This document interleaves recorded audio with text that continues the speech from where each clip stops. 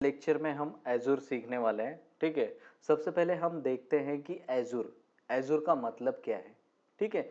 Microsoft एज़ुर एक cloud computing platform है, जो माइक्रोसॉफ्ट ने बनाया है, ठीक है? इसका मतलब है कि आप बिना अपना फ़िज़िकल सर्वर लगाए माइक्रोसॉफ्ट के डेटा सेंटर के थ्रू ऑनलाइन सर्वर यूज़ कर सकते हो, ठीक है? आपका कोई भी सर्वर ना रहने दो। आप क्या करोगे? माइक्रोसॉफ्ट के सर्वर्स यूज़ कर सकते हो। अगर मान लो आप नया बिज़नेस स्टार्ट कर रहे हो, नए बिज़नेस के लिए आपको सबसे पहले क्या करना पड़ेगा? कंपनी रजिस्ट्रेशन करना पड़ेगा, ठीक है? कंपनी रजिस्ट्रेशन करने के बाद आपको सब कुछ आईएसओ, वीएसओ जो भी कुछ है वो सब कुछ डिफ़ाइन करने के लिए आपको इंफ्रा डिज़ाइन करना पड़ेगा। उसके साथ आपको प्रोजेक्ट चाहिए मार्केट में, आप क्या करोगे? सब कुछ प्रोजेक्ट ले लोगे, सर्विस प्रोवाइड करोगे, एम्प्लॉय बैठेंगे, उसके लिए आपको राउटर, आपको फायरवॉल्स, आपको जो भी कुछ इंफ्रा के अंदर जो भी कुछ लगने वाले जो भी कुछ इक्विपमेंट है, नेटवर्क के इक्विपमेंट मान लो, उसके बाद सर्वर्स मान लो, लैपटॉप मान लो, डेस्कटॉप समझ लो या कुछ भी, जो भी कुछ इंफ्रा के अंदर जो भी कुछ इक्विपमेंट लगने वाले हैं, वो सब कुछ आपको क्या करना पड़ेगा? परचेज़ करना पड़ेगा। आपको ये सब कुछ परचेस करने के बाद आपका जो कॉस्ट बनेगा वो काफ़ी सारी हाई जाएगी। लेकिन अगर आपको मान लो आपके पास अगर कंपनी है और आप चाहते हो कि आपको एफ़टीपी सर्वर चाहिए, ठीक है? एफ़टीपी सर्वर किस लिए यूज़ करते हैं, हम वो आगे देखेंगे। एफ़टीपी सर्वर भी डिज़ाइन करेंगे, ठीक है? अब एफ़टीपी का जो डेटा है, फ़ाइल ट्रांसफ़र प्रोटोकॉल कहते हैं हम, इसमें क्या करता है, यूज़र अपना जो भी कुछ फ़ाइल है, वो यहाँ पे एफ़टीपी सर्वर पे रखता है। अगर मान लो आपके पास अगर लोकल में आपके पास एफ़टीपी सर्वर नहीं है, तो आप एज़ुर में कॉन्फ़िगर करके आप क्या कर सकते हो, एफ़टीपी सर्वर ले सकते हो। उसके बाद अगर मान लो आपकी कुछ वेबसाइट है, वेबसाइट अलग-अलग तरीके की वेबसाइट्स हो सकते हैं, ईआरपी वेबसाइट्स हो सकती है, स्टैटिक, डायनामिक या फिर आपके मन चाहे जो भी कुछ आपका बिज़नेस है, उस तरह से वेबसाइट्स हो सकती है। ऑटोमेशन की वेबसाइट है, ऑटोमेशन की वेबसाइट मान लो, यानी कि सेल्स और परचेज़ का आपका जो भी कुछ है, ईआरपी का वेबसाइट है, ईआरपी की वेबसाइट मान लो। आप सेल करते हो कुछ प्रोडक्ट तो सेल की वेबसाइट मान लो। आपको कुछ कुछ भी मान लो आपका कोई बिज़नेस है, जिस तरह का बिज़नेस है, आप प्रोडक्ट बेच रहे हो कोई, तो प्रोडक्ट के लिए आपको वेबसाइट बनाना पड़ेगा, ऐप बनाना पड़ेगा। आप सर्विस प्रोवाइड कर रहे हो तो सर्विस के लिए आपको ऐप बनाना पड़ेगा, वेबसाइट बनाना पड़ेगा। लेकिन इस वेबसाइट और ऐप को 24/7 आपको ऑन रखना पड़ेगा, क्योंकि अगर मान लो कोई बंदा है और रात में 12 बजे अगर वो वेबसाइट को एक्सेस करना चाहता है, तो उसको एक्सेस होना चाहिए। क्योंकि आपकी अगर वेबसाइट डाउन हो रही है तो वो तुरंत क्या करेगा, अनेबल टू एक्सेस करके आपको रिव्यू दे देगा कि इनका जो सर्विस है वो चीपेस्ट है, ठीक से वर्क नहीं कर रहा है या फिर इनकी वेबसाइट जो है वो ठीक से नहीं वर्क कर रही है। अगर मान लो आप फ्लिपकार्ट पे जा रहे हो या फिर अमेज़न पे जा रहे हो या कहीं पे भी किसी भी शॉपिंग वेबसाइट पे जा रहे हो, इस वेबसाइट पे जाके आप क्या कर रहे हो, कुछ परचेज़ कर रहे हो। अब जब परचेज़ करने की कोशिश कर रहे हो, बीच में ही आपका पेमेंट फेल हो रहा है या फिर डिस्कनेक्ट हो रहा है या वेबसाइट लोड नहीं हो रही है, तो आप क्या सोचोगे कि अरे यार ये फेक वेबसाइट है, ये ठीक से वर्क नहीं कर रही है, ये मेरा तो पेमेंट कट चुका है, अभी मुझे कब रिफंड मिलेगा। तो ऐसे बहुत सारे सवाल जो हैं आपके दिमाग में आते हैं। ये कब इश्यू आता है, जब आपका इंफ्रास्ट्रक्चर ठीक से वर्क नहीं करता है। मान लो आपके पास किसी सर्वर के अंदर, ठीक है, 2 एसएमपीएस लगे हुए नहीं है, तो आपका मान लो एक ही एसएमपीएस है और एक एसएमपीएस आपका फेल हो जाता है, तो दूसरा एसएमपीएस चलना चाहिए, लेकिन आपके सर्वर में तो एक ही एसएमपीएस है, ठीक है? यहाँ पे डाउन टाइम का इश्यू आ सकता है। अगर मान लो आपके सर्वर में, ठीक है, आपके पास पावर का जो इश्यू है, आपका क्या कर रहे हो, गवर्नमेंट से जो पावर आ रही है एमएससीबी से, वही यूज़ कर रहे हो, ठीक है? बीच में ही आपका पावर कट हो गया, आपके पास जनरेटर नहीं है या यूपीएस नहीं है, कुछ भी नहीं है, तो आपका तब भी डाउन टाइम आ सकता है, पावर का इश्यू आ सकता है। इसकी वजह से क्या होगा, नेटवर्क डाउन हो सकता है। लेकिन आपके जो है नेटवर्क फेलियर या फिर एप्लीकेशन डाउन टाइम, ऐसे बहुत सारे इश्यूज़ हो सकते हैं। अब उसमें से क्या-क्या इश्यूज़ हो सकते हैं, हम थोड़ा-सा जान लेते हैं। इंफ्रा के बारे में समझना बहुत ज़रूरी है। अगर मान लो आपने कंपनी डिज़ाइन की है और आपके पास कोई सर्वर है, इस सर्वर के अंदर क्या क्या होता है वो सबसे पहले हम देखेंगे। एक सर्वर के अंदर क्या होता है, एक सर्वर होता है, उसके अंदर प्रोसेसर होता है, ठीक है। उसके अंदर क्या होता है, रैम होती है। उसके अंदर क्या होता है, मदरबोर्ड होता है, ठीक है। उसके अंदर क्या होता है, स्टोरेज होता है। स्टोरेज के लिए हम क्या करते हैं, स्टोरेज के लिए हम SSD और HDD, आजकल तो SSD ही यूज़ कर रहे हैं। M.2 हो गया, ठीक है, या NVIDIA हो गया, ये सारी NVMe, सॉरी NVIDIA तो ग्राफिक्स है, NVMe SSD, ये सारे SSD के पार्ट हैं। HDD तो कोई खैर यूज़ ही नहीं कर रहा है, ठीक है। Hard disk drive, solid state drive, ये SSD और HDD का डिफरेंस है।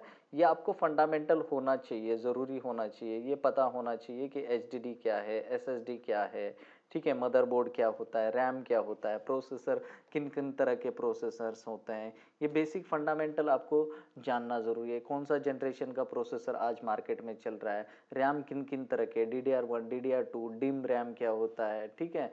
इनका फ्रीक्वेंसी क्या है, इनका जो कैपेसिटी है वो कितना होता है, 2 GB पे क्या चलेगा, 4 GB पे क्या चलेगा। एक IT के बंदे के लिए अगर लैपटॉप आपको परचेस करना है तो वो कितना GB रैम का चाहिए, कितना प्रोसेसर चाहिए, उसके लिए मदरबोर्ड कौन सा चाहिए, उसके लिए मॉडल कौन सा परचेस करना होगा। ये जो बेसिक फंडामेंटल है ना, वो ज़रूरी है आपके लिए, क्योंकि आप डायरेक्टली क्लाउड पे आ नहीं सकते हो। अगर मान लो कोई फ्रेशर्स बंदा है और किसी इंस्टीट्यूट में अगर ज्वाइन करना चाहता है, मान लो उसका 12th हो चुका है या 10th हो चुका है, अगर वो चाहता है कि चलो आइए आज हम क्लाउड कर लेते हैं, किसी का BCA हुआ है, किसी का MCA हुआ है, लेकिन वो फ्रेशर ही है, मान लो चाहे आप कितनी भी डिग्री हासिल कर ले, लेकिन आपको विदाउट एक्सपीरियंस आपको कुछ पता नहीं होता है। आप किताब में चाहे कितना भी पढ़ लो, अगर मान लो हम कोई डिग्री हासिल करते हैं तो हम अलग अलग किताबें पढ़ते हैं, ना कि स्पेशलाइजेशन करते हैं, ठीक है। MBBS का अगर डॉक्टर है, डेंथ स्पेशलिस्ट है, या फिर हड्डी का डॉक्टर है, या फिर दिमाग का डॉक्टर है, तो ये स्पेशलाइजेशंस होते हैं।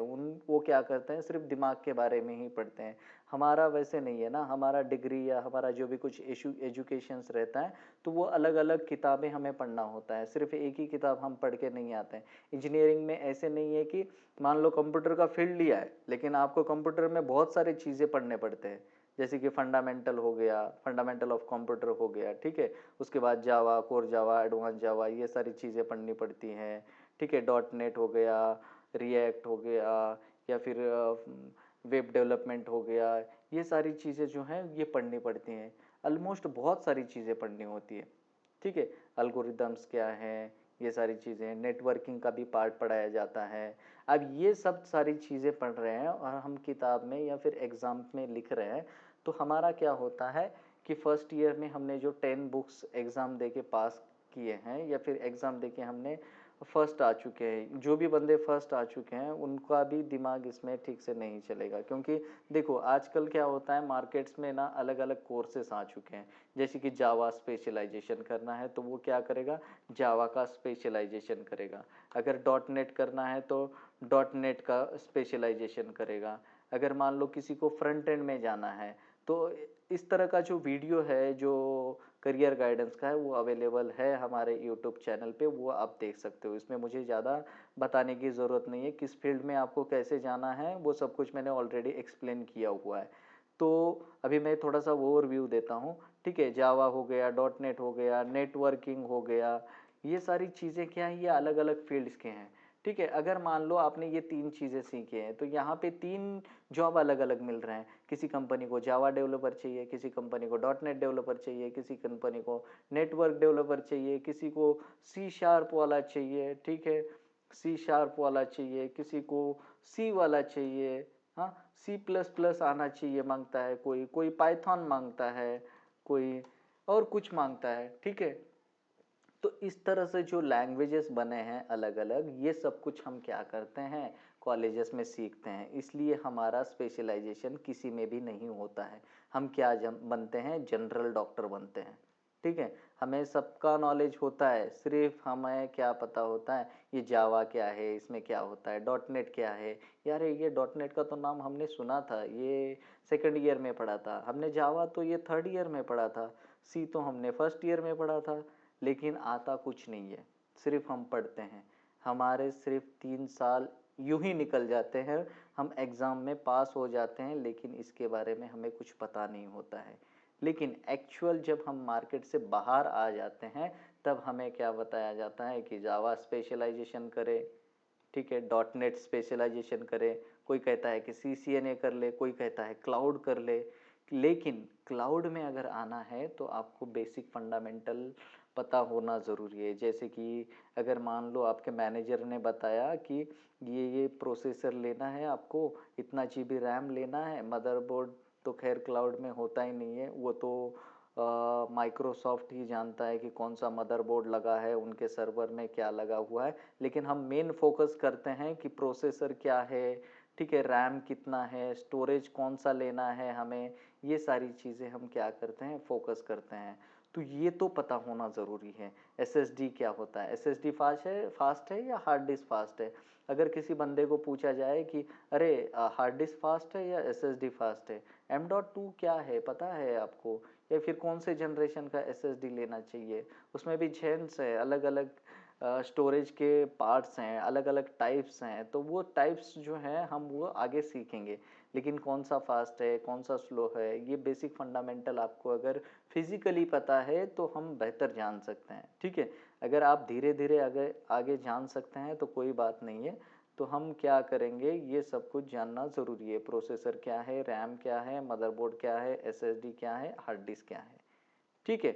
अगर मान लो आपको एक सर्वर डिज़ाइन करना है या सर्वर परचेस करना है, तो ये मद्देनज़र रखते हुए ही आपको परचेस करना पड़ेगा, क्योंकि आपको मार्केट में जाना है। मार्केट में जाने के बाद आपको किसी वेंडर से आपको कोटेशन परचेस करना पड़ेगा, कोटेशन लेना पड़ेगा, उनको बताना पड़ेगा कि भाई हम एफटीपी सर्वर डिज़ाइन करना चाहते हैं, हम एक वेबसाइट भी होस्टिंग करना चाहते हैं और एक्टिव डायरेक्टरी सर्वर भी इस पर चलाना चाहते हैं, तो हमें क्या करना है, सर्वर परचेस करना है। तो आपको क्या करेगा, वो वेंडर आपको कोटेशन प्रोवाइड करेगा कि आपको क्या करना है, इस तरह का प्रोसेसर लेना है, जियॉन का प्रोसेसर कौन सा लेना है वो बताएगा, रैम कितने जीबी चाहिए वो बताएगा, मदरबोर्ड कितना चाहिए। अगर मान लो आपको इसके बारे में कुछ पता नहीं है और वो बोल रहा है कि सर जी आप ये सजेस्ट करो, वो सजेस्ट करो, ये ले लो आप, ये बहुत अच्छा है, ये बहुत ही बेहतर है, तो आपको क्या होगा, वो पागल बनाएगा, आपको पागल बनाने की कोशिश करेगा, क्योंकि उसमें उसका जो है बेनिफिट रहेगा। आपको महंगे से महंगा क्या करेगा, वो सर्वर चिपका देगा, ठीक है, क्योंकि उसका बेनिफिट है, जितना ज़्यादा आप महंगा ले लो उतना उसको बेनिफिट मिल रहा है।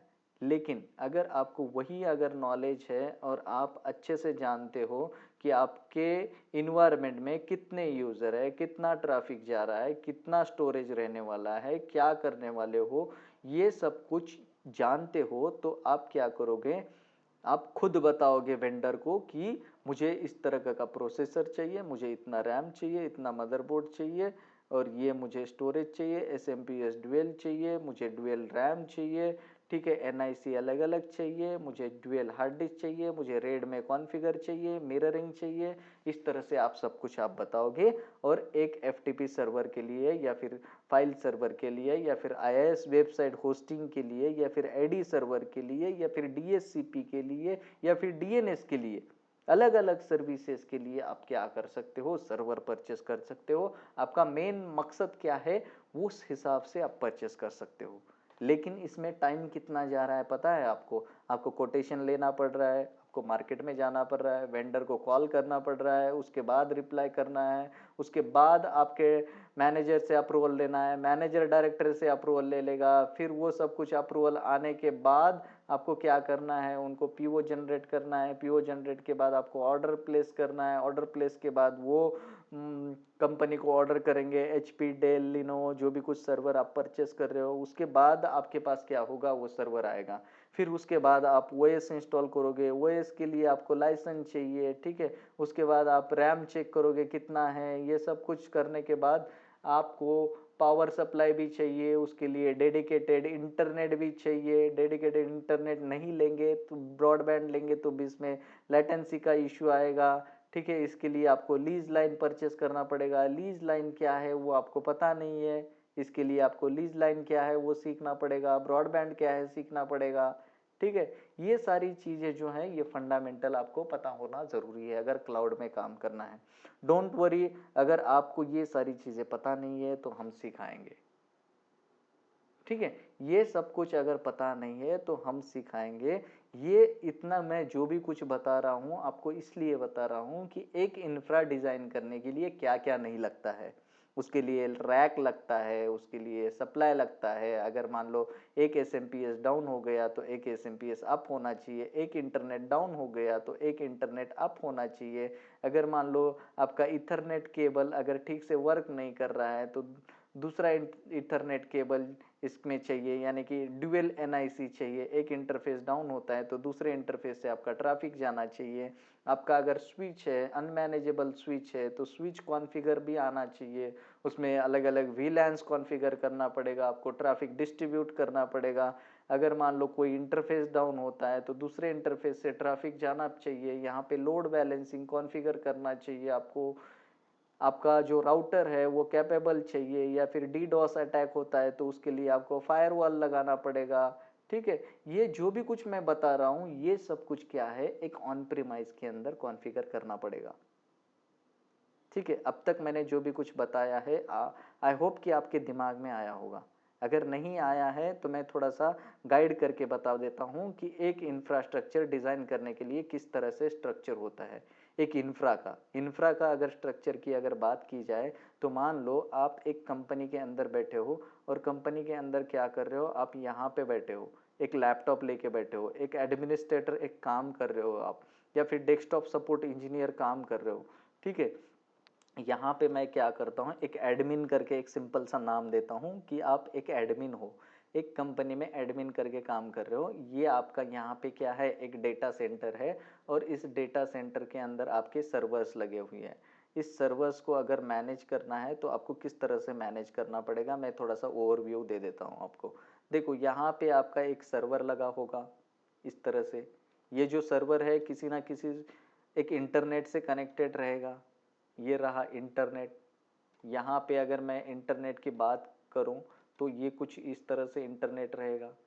ये इंटरनेट से आपकी ट्रैफिक आ रही है। मान लो आपका इंटरनेट क्या है, एयरटेल या फिर जियो या फिर कोई टाटा का होगा, ठीक है। एयरटेल का ले लेते हैं हम इंटरनेट। इंटरनेट का आपने कनेक्शन ले लिया है।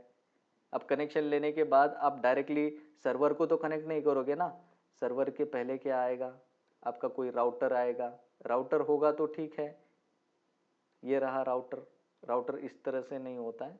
एक मैं आपको अच्छा ओवरव्यू बता देता हूँ कि राउटर इस तरह से, इसका जो सिंबल है, राउटर का भी सिंबल आपको नहीं पता होगा तो मैं आपको बता देता हूँ। जो फ्रेशर्स बंदे होते हैं उनको बहुत सारी चीज़ें सीखनी होती हैं।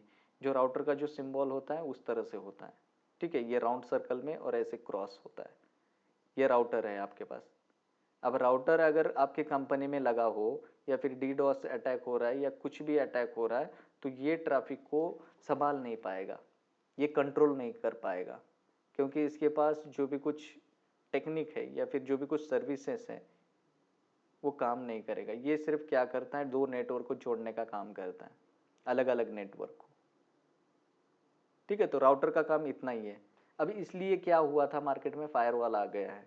फायरवॉल क्या करता है, पूरा आपका जो भी कुछ नेटवर्क है, इनसाइड नेटवर्क को सिक्योर रखता है। आपका जो भी कुछ आउटसाइड से जितना भी ट्रैफिक आ रहा है, अनवांटेड ट्रैफिक आ रहा है, उसको क्या करता है, सिक्योर करता है, यानी कि कंट्रोल करता है। अनवांटेड ट्रैफिक को ब्लॉक करता है। आपका इनसाइड का जितना भी ट्रैफिक है इंटरनेट पे जा रहा है उसको ही अलाउ करता है। बाहर से अगर कोई भी ट्रैफिक आ रहा है तो उसको कंट्रोल करता है, यानी कि उसको अंदर आने नहीं देता है। एज ए एक सिक्योरिटी का काम करता है। तो आप कौन सा प्रेफर करोगे, आप लगाओगे फायरवॉल। तो मान लो हमने यहाँ पे फायरवॉल लगा दिया है, ठीक है। इसको हम क्या करते हैं, थोड़ा सा ऐसे नीचे ले लेते हैं। ये जो सर्वर दिख रहा है ना आपको, यहाँ पे इस सर्वर को हम क्या करेंगे, यहाँ पे ले लेते हैं थोड़ा सा इस सर्वर को।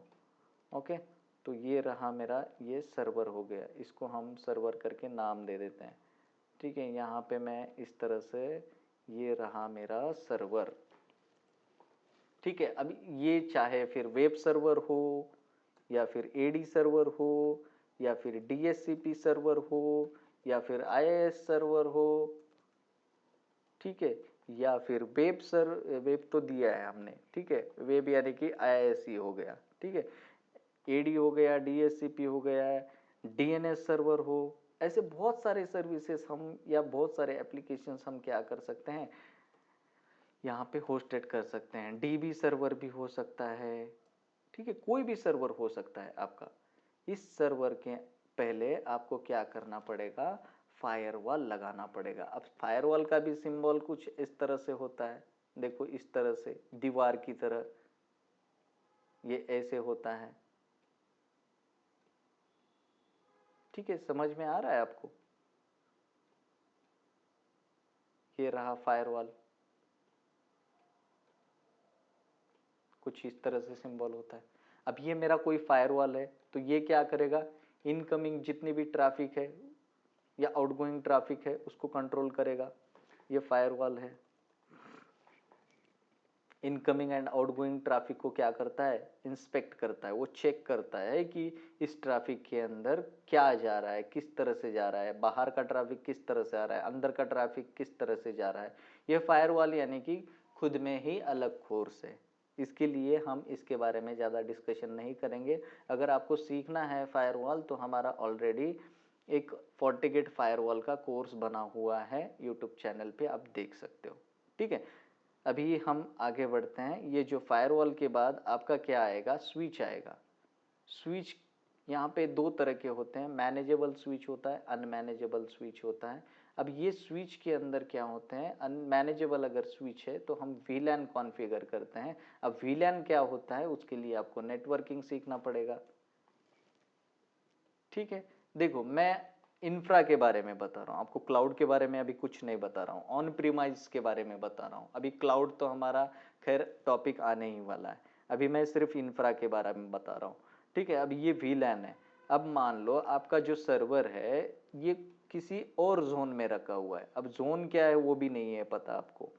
तो जोन क्या होता है, आपके अलग अलग जोन्स होते हैं, यहाँ पे फायरवॉल पे ही क्रिएट हो जाते हैं वो जोन, ठीक है। यहाँ पे मान लो किसी लैन के अंदर बैठे बंदे हैं तो उनका जो ट्रैफिक है अलग होना चाहिए।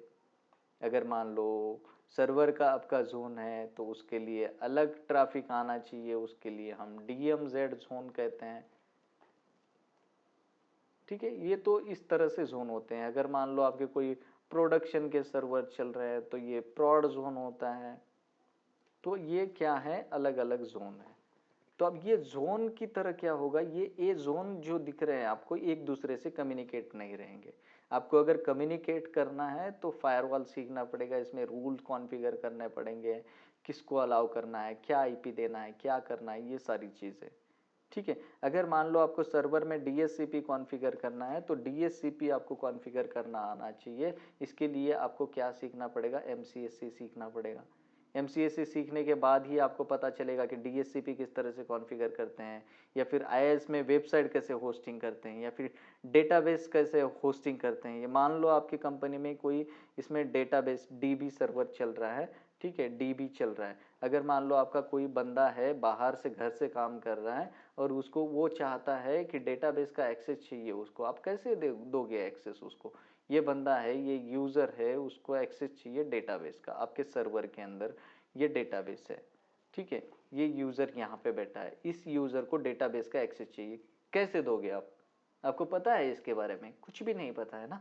ऑन प्रीमाइज पता होना चाहिए आपको, इसीलिए तो बता रहा हूँ, इस तरह से कुछ होता है। ऑन प्रीमाइज का जब आप नॉलेज लोगे, आपको DHCP का अगर ये डेटाबेस का अगर एक्सेस देना जानते हो, इसमें VLAN से आपको कॉन्फ़िगर करके या फिर इससे ट्रैफिक बाहर निकाल के, इस फायरवॉल से बाहर निकाल के आपको क्या करना पड़ेगा, डेटाबेस का एक्सेस देना पड़ेगा एज ए सिक्योर।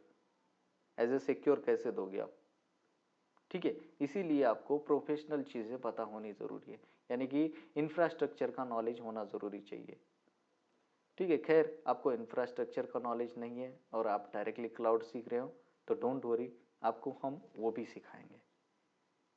क्लाउड के अंदर ही हम कवर करेंगे कि इंफ्रा कैसे होता है और क्लाउड में क्या फ़र्क है। जब जब हमारा टॉपिक आएगा इस इंफ्रा को लेके हम क्लाउड सीखेंगे। ऐसे नहीं कि डायरेक्ट फटाफट फटाफट 10-20 क्लास ले लिया और क्लाउड सीख लिए और काम ख़त्म हो गया, आपको हमने क्लाउड सिखा दिया। बट आपने क्लाउड तो सीख लिया, लेकिन आपके बहुत सारे क्वेश्चंस हैं भाई कि ये कैसे चल रहा है, वो कैसे चल रहा है, ये यहाँ पे क्यों है, वो कैसे कनेक्ट हो रहा है, ये मुझे सिखाया नहीं है, मुझे क्लास में ये बताया नहीं है, ये हमारे सर ने बताया नहीं है, माइक्रोसॉफ्ट के सिलेबस में इतना ही तो है। लेकिन आप जब रियल टाइम में काम करते हो ना, तो तब आपको ये पता चलता है। आपको इसलिए क्या नॉलेज होना ज़रूरी है, इंफ्रा प्लस क्लाउड का नॉलेज होना ज़रूरी है, बैकग्राउंड आपका स्ट्रांग होना ज़रूरी है। अगर कोई फ्रेशर है बंदा और वो डायरेक्टली कॉलेज करके आया है और वो क्लाउड कर रहा है, तो उसको क्लाउड का तो कोर्स कंप्लीट करेगा, वो डेफिनेशन याद करेगा, एक्टिव डायरेक्टरी क्या है याद करेगा, वो पूरे क्लाउड के जो है प्रैक्टिकल्स 100% कंप्लीट करेगा, लेकिन उसको सुकून नहीं मिलेगा, यानी कि उसको फुलफिल नहीं होगा। उसके दिमाग में जो सवाल चल रहे हैं कि फायरवॉल क्या है, लोड बैलेंसिंग क्या है, यानी कि इंफ्रा कैसे चलता है, ये क्लाउड के साथ में हम कनेक्ट कर रहे हैं, ये कैसे चल रहा है। अगर मान लो आपको, अगर किसी मैनेजर ने ये आपको बता दिया कि क्लाउड का कोई बंदा है और आपको बता दिया और आपको कॉन्फ़िगरेशन दिया कि आपको क्या करना है, एक वीएम क्रिएट करना है, उसके बाद उसमें रैम 16 GB लेना है, ठीक है, उसमें आपको प्रोसेसर लेना है, ये सारी चीज़ें आपको इन्फॉर्मेशन दे दिया और आपने क्या किया, क्लाउड में लॉगिन किया और जो जो इन्फॉर्मेशन आपको दी गई है वो सारी इन्फॉर्मेशन आप जाके क्या कर रहे हो, पोर्टल पे जाके लॉगिन किया अपने एजूर में और वहाँ से आपने क्या किया, एक वीएम क्रिएट किया। अब वीएम क्रिएट करने के बाद वो जो डेवलपर है या फिर वो जो मैनेजर है इस वीएम का क्या कर रहा है, आपको कुछ पता है, इसके अंदर एप्लीकेशंस यूज़ कर रहा है। अगर मान लो कोई एप्लीकेशन बैठ गया, ठीक है, कोई एप्लीकेशन बैठ गया, तो ये एप्लीकेशन बैठने के बाद आप क्या ट्रबल शूटिंग करोगे, क्या देखोगे इसके अंदर, कैसे लॉग चेक करोगे, कहाँ पे क्या प्रॉब्लम आ रहा है, या फिर एप्लीकेशन एक्सेस नहीं हो रहा है तो किस तरह से चेक करोगे। आपको ये ट्रबल शूटिंग आएगा ही नहीं। हाँ, आपको इसलिए नहीं आएगा क्योंकि इंफ्रा में क्या चलता है वो पता नहीं है, आपको इसके बारे में कनेक्टिविटी ही पता नहीं, आपको सिर्फ वीएम क्रिएट करना है, बस इतना ही पता है। अब जो L1 वाले बंदे हैं तो ये ऐसे ही होते हैं। L1 वाले बंदे क्या करते हैं, डायरेक्टली कॉलेज से कैंपस इंटरव्यू में क्या किया जाता है, उनको हायर किया जाता है। L1 या फिर L1 के ही होते हैं बंदे। अब इनको कुछ क्वेश्चंस पूछे जाते हैं, वो क्वेश्चन का बहुत अच्छे तरीके से रट्टा मार के आंसर दे देते हैं और वो डायरेक्टली कैंपस में आ जाता है इंटरव्यू के लिए या फिर सिलेक्शन हो जाता है। जब वो डायरेक्टली सिलेक्शन होने के बाद जब काम करते हैं तो उनको बेसिक बेसिक चीज़ें दी जाती है। उनको बताया जाता है कि वीएम क्रिएट करो, उसके बाद में स्टोरेज क्रिएट करो, उस स्टोरेज को वीएम के साथ में बाइंड करो, उसके बाद में एडी के अंदर यूज़र क्रिएट करो, उसके बाद में आरओडीसी यानी कि जो भी कुछ रोल बेस असाइन है वो सब कुछ करो, डेटाबेस क्रिएट करो, उसके बाद मॉनिटरिंग करो। ये सारी चीज़ें आपको क्या करी जाती हैं, ये सब कुछ आपको असाइन किए जाते हैं, ये टास्क। लेकिन ये सब कुछ आप काम तो कर लेते हो, लेकिन आपके दिमाग में काफी सारे सवाल होते हैं कि ये वर्क किस तरह से हो रहा है। आप काम करते हो, आपको तनख्वाह आती है, आपको पेमेंट आता है, लेकिन आपको ये नहीं पता है कि इसके बैकएंड में क्या चल रहा है, क्यों चल रहा है, कैसे चल रहा है, इसका जो पूरा जो सिनारियो है ये कुछ समझ में नहीं आएगा। आप सिर्फ काम करते जाओगे, ठीक है। आपको अगर किसी ने बोल दिया कि यहाँ पे खड्डा खोदना है तो आप वहाँ पे गड्ढा खोदना ही है आपको। अब उस गड्ढे के अंदर क्या मिलेगा वो नहीं पता, आपको सिर्फ तनख्वाह दी जा रही है कि इस गड्ढे के अंदर आपको यहाँ तक 10 फीट तक आपको खोदना है, बस उसके बाद में आपको 1,000 रुपये दिए जाएंगे।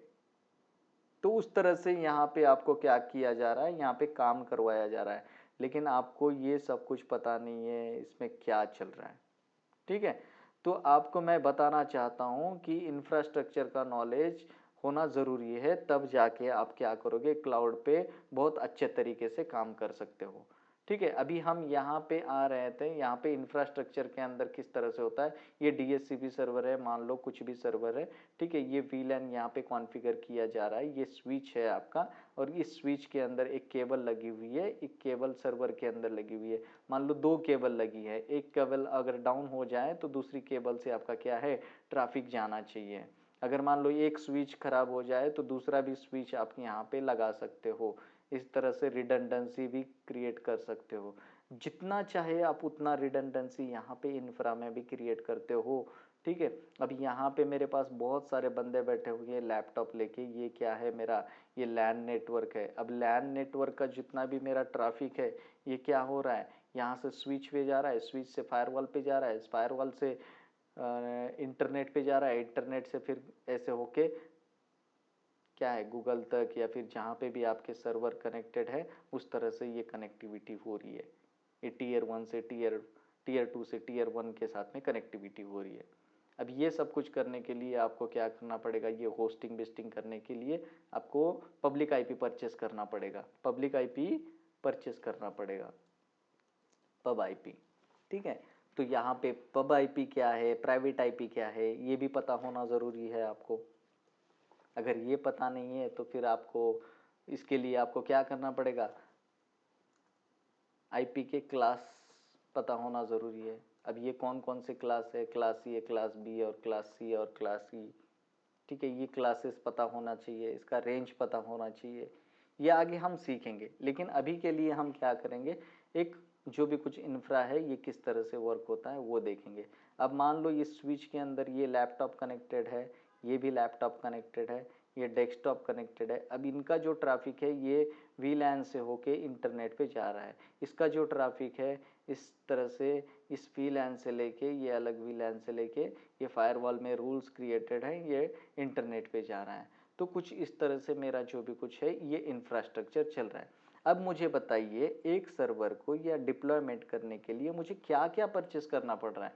मुझे सर्वर परचेस करना पड़ रहा है। अगर मान लो सर्वर परचेस करके हम डायरेक्ट केबल यहाँ पे कनेक्ट कर दिया और मान लो किसी ने डॉस अटैक या ब्रूट फोर्स अटैक या कोई भी अटैक कर दिया, तो यहाँ पे हमारा सर्वर क्या होगा, सर्वर बैठ जाएगा हमारा, ठीक है। या फिर हमारा इंटरनेट बंद हो गया है, एक इंटरनेट बंद हो गया तो हमारा क्या होगा, ये होस्टिंग या जो भी कुछ किया था हमारा डाउन हो जाएगा। इसलिए मुझे क्या करना पड़ेगा, और एक इंटरनेट परचेस करना पड़ेगा। और यहाँ पे मुझे एक इंटरनेट अगर डाउन हो जाए तो दूसरे इंटरनेट से मेरा ट्रैफिक चलना चाहिए। इस तरह से मुझे कॉन्फ़िगर करना पड़ेगा सर्वर के अंदर। और ये इंटरनेट से अगर ट्रैफिक नहीं जाए तो ये इंटरफेस से जाना चाहिए। इसलिए मुझे दो इंटरफेसेस यहाँ पे सर्वर्स में होने ज़रूरी है। अगर मान लो मेरे पास अगर पावर सप्लाई की अगर बात की जाए तो मेरे पास अगर इन पावर सप्लाई अगर चली गई तो मुझे यूपीएस भी होना चाहिए, ठीक है, यूनिवर्सल पावर सप्लाई भी होना चाहिए, यूपीएस। अगर यूपीएस नहीं है तो मेरी फिर से जो है सर्वर डाउन हो गया। चाहे हमारा इंटरनेट अगर वर्किंग है और यूपीएस डाउन है, लाइट चली गई या फिर पावर चली गई, तो हमारा क्या होगा, सर्वर बंद हो जाएगा डायरेक्टली। अगर मान लो आपके पास यूपीएस है और सर्वर भी चल रहा है या फिर यूपीएस भी चल रहा है, इंटरनेट भी चल रहा है, लेकिन आपका एसएमपीएस अगर खराब हो जाए, ठीक है, स्विच मोड पावर सप्लाई, तो आप क्या करोगे, आपको ड्यूअल एसएमपीएस भी चाहिए, ठीक है। आपके पास ड्यूअल एसएमपीएस भी है लेकिन मान लो आपके पास रैम के जो स्लॉट हैं, ठीक है, रैम के जो स्लॉट है वो कम है, ठीक है। एक रैम के स्लॉट में आपने 4 GB लगाया और एक रैम के स्लॉट में आपने 8 GB लगाया, या फिर आपने चाहा कि ये 4 और 8 GB की जगह पे हम डायरेक्टली 16 GB एक ही रैम लगा देते हैं। अगर वो रैम फेल हो जाए तो आपका सर्वर फिर से बैठ गया। आपको क्या करना पड़ेगा, अलग अलग रैम्स लगाने पड़ेंगे 16 GB के, ठीक है। इस तरह से मान लो आपका एक हार्ड डिस्क डाउन होता है, एसएसडी एक ख़राब हो जाता है तो दूसरा एसएसडी चलना चाहिए। इसके लिए आपको क्या करना पड़ेगा, रेड कॉन्फ़िगर करना पड़ेगा, मिररिंग करना पड़ेगा। मान लो एक डाउन हो गया तो उसका बैकअप दूसरे डिस्क में होना चाहिए, ठीक है। इस तरह से जो है ना हमें हर तरीके से रिडंडेंसी सोचना पड़ेगा, तब जाके हम क्या कर सकते हैं, 24/7 हम क्या कर सकते हैं, सर्विस प्रोवाइड कर सकते हैं। कुछ हद तक, कुछ हद तक सर्विस प्रोवाइड कर सकते हैं। अब ये इतना सब कुछ करने के बाद अगर मान लो ओवर हीटिंग होता है, ओवर हीटिंग होता है तो आपके सर्वर जो है क्या हो जाएंगे, बैठ जाएंगे आपके सर्वर ओवर हीटिंग के लिए। इसके लिए आपको एसी भी लगाना पड़ेगा ठंडा रखने के लिए, उसके लिए कूलिंग के लिए। तो एसी रखेंगे तो ये कूलिंग रहेगा और ठीक से वर्क करेगा। अभी इतना सब कुछ खर्चा हम कर रहे हैं ऑन प्रीमाइज के लिए, ठीक है, ऑन प्रीमाइज के लिए। तो ये सब कुछ खर्चा मान लो कंपनी हमने स्टार्ट की भी नहीं तो इतना सब कुछ खर्चा करना पड़ रहा है, तो कंपनी का दिवाला निकल जाएगा ना। आपके पास प्रोजेक्ट अभी स्टार्ट कर रहे हो, नया नया बिजनेस है, और ये सब कुछ परचेस करेंगे और ये सब कुछ आप खर्चा करेंगे, आपका पता नहीं है कि आगे कंपनी कैसे चलेगी, प्रॉफिट होगा या लॉस होगा या पता नहीं। अब ये सब कुछ खर्चा कर रहे हो, उसके लिए इतना सब कुछ कॉन्फ़िगर करने के लिए एक अच्छा खासा तगड़ा आपको इंजीनियर भी हायर करना पड़ेगा, जो कि वीलैन कॉन्फ़िगर कर सके, जो कि सर्वर कॉन्फ़िगर कर सके, जो कि फायरवॉल कॉन्फ़िगर कर सके, जो कि लैन का डेस्कटॉप सपोर्ट इंजीनियर भी चाहिए आपको, ठीक है, या सिक्योरिटी वाला भी इंजीनियर चाहिए, या फिर जो सब कुछ जानता हो वो एडमिनिस्ट्रेटर आपको पकड़ के लेके आना पड़ेगा। अगर एडमिनिस्ट्रेटर हायर करेंगे तो वो किसी में मास्टर नहीं रहेगा, वो सिर्फ ये सर्वर का कुछ चीज़ें अच्छे से जानता हो तो नेटवर्क का कुछ नहीं जानेगा, या डेस्कटॉप का अगर अच्छा जानते हो तो ये नेटवर्क का नहीं जानेगा। यानी कि इतना अच्छा तगड़ा बंदा नहीं मिलेगा आपको। इसलिए आपका जो भी है ये कुछ ठीक से नहीं लग रहा है मुझे। लेकिन आपको अगर क्लाउड पे जाना है तो इसका ज़रूरी बेसिक फंडामेंटल होना ज़रूरी है। इसलिए मैं आपको ये सारी चीज़ें इसलिए बता रहा हूँ कि यहाँ पे कुछ इस तरह से स्ट्रक्चर होता है। इस तरह से स्ट्रक्चर को हम क्या करेंगे, ये सब कुछ मूव करेंगे क्लाउड के ऊपर। अब देखो क्लाउड कितना आसान है। अब इसको हम डिलीट कर देते हैं और हटा देते हैं, ठीक है, मेरा ऑन प्रीमाइज का डिस्कशन ख़त्म हो गया। लेकिन अब मैं क्या करता हूँ, क्लाउड पे आ जाता हूँ। क्लाउड पे आने के लिए मुझे क्या क्या करना पड़ेगा? क्लाउड पे आने के लिए मुझे कुछ नहीं करना है, मुझे सब्सक्रिप्शन परचेस करना है, ठीक है। सब्सक्रिप्शन परचेस करने के बाद हम जितना चाहे उतना सर्विसेज परचेस कर सकते हैं, जितने चाहे हम उतने सर्वर लगा सकते हैं। हम 1-2 मिनट में, अगर मान लो अगर कोई मैनेजर है आपका, अपने मैनेजर ने अगर बोल दिया कि अरे भाई जाके वीएम क्रिएट करो, 16 GB रैम लेना है और 300 GB का जो भी कुछ है एसएसडी ले लो, और आप क्या करो, एक वीएम क्रिएट करो, एक पब्लिक आईपी परचेस करो, उसके अंदर आईएस इंस्टॉल कर दो, और उसको जो है 443 का जो पोर्ट है ओपन कर दो, और उसके अंदर जो है सर्टिफिकेट इंस्टॉल करके ना आप क्या करो, सर्टिफिकेट इंस्टॉल करके आप क्या करो, एक वेबसाइट जो है, वेबसाइट क्या करना है हमें, होस्ट करना है। तो कितना आसान है।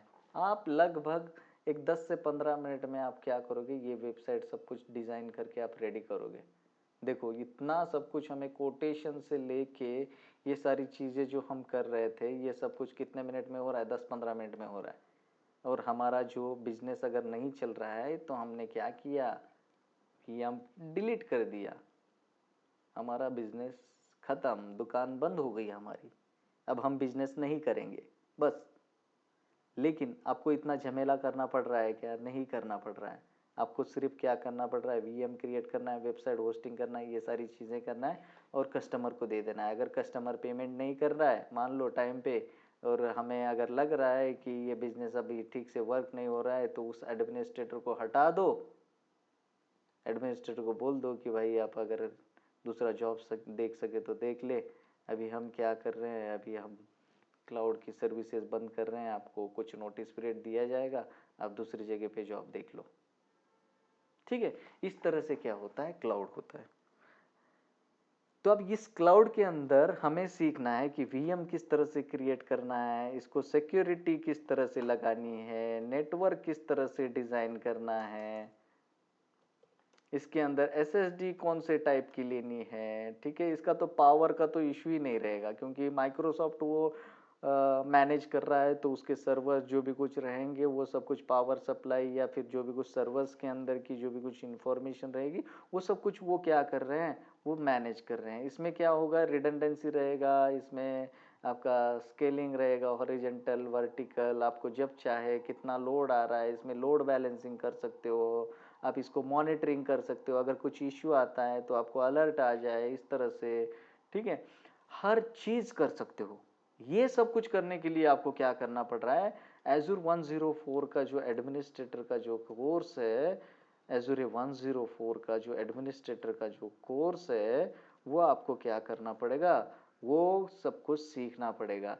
अब इस जो कोर्स में है, ये सब कुछ ऑन प्रीमाइज में जो हम कर रहे थे, ये सब कुछ जो आपको मैं इंफॉर्मेशन बता रहा था कि ये आना चाहिए, वो आना चाहिए, आपको होस्टिंग आना चाहिए, ये आना चाहिए, जो भी कुछ आपको मैं बता रहा था, स्टोरेज कितने टाइप के होते हैं, किस किस तरह के होते हैं, लोड बैलेंसिंग किस तरह से होता है, आईएस किस तरह से इंस्टॉल करना है, एफटीपी किस तरह से इंस्टॉल कर कॉन्फ़िगर करना है, प्राइवेट डीएमजेड, प्राइवेट यानी कि नेटवर्क क्या है, पब्लिक नेटवर्क क्या है, प्राइवेट डीएनएस क्या है, पब्लिक डीएनएस क्या है, पब्लिक आईपी क्या है, आईपी के कौन कौन से क्लासेस है, स्टोरेज किस किस तरह के होते हैं, कितना बिलिंग आता है स्टोरेज के लिए, एक्टिव डायरेक्टरी क्या है, किस तरह की यूजर्स को हम किस तरह से पॉलिसी असाइन करते हैं, ग्रुप पॉलिसी क्या है, हम किस किस तरह से रिस्ट्रिक्शंस लगा सकते हैं, किस किस तरह के वीएम्स होते हैं, किस तरह से हमें वीएम कॉन्फ़िगर करना है, प्रोडक्शन क्या होता है, डीएमजेड क्या होता है, ठीक है, या डेवलपमेंट क्या होता है, कॉरपोरेट क्या होता है, किस तरह से ट्रैफिक जानी चाहिए, फायरवॉल किस तरह से कॉन्फ़िगर करना है, किस तरह से पोर्ट ओपनिंग करना है,